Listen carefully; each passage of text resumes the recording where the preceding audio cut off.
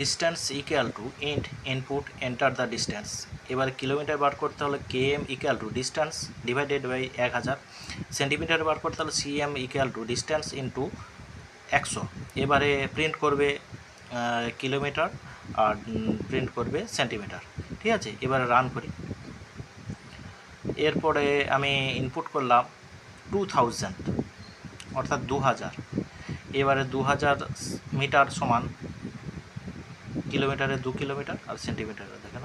Project 2 A equal to int input enter the first number, B equal to int input enter the second number, C equal to int input enter the third number, D equal to int input enter the fourth number, E equal to int input enter the 5 number।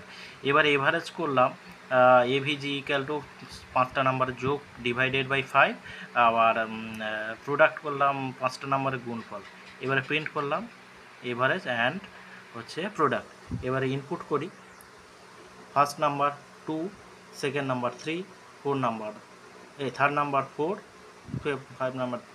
Fourth number 5, fifth number 6।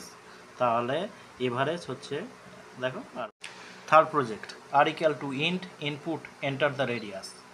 Area equal to মানে আর সংক্ষেপে লিখেছি 22/7 into আর star R. এবারে circumference equal মানে CIR equal to 2 star 22/7 star আর।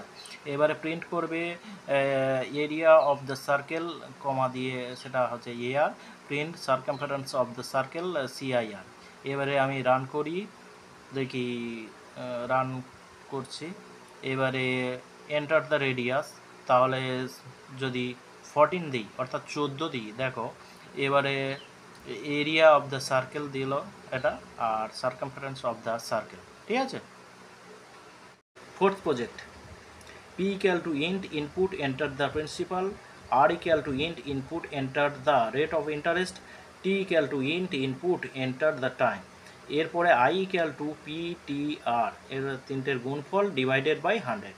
এরপরে print করবে simple interest is I। আমি এটা করব না, এটা কেটে দিই, মানে টোটাল অ্যামাউন্টটা কেটে দিই। ঠিক আছে, চাইছে না প্রজেক্টে।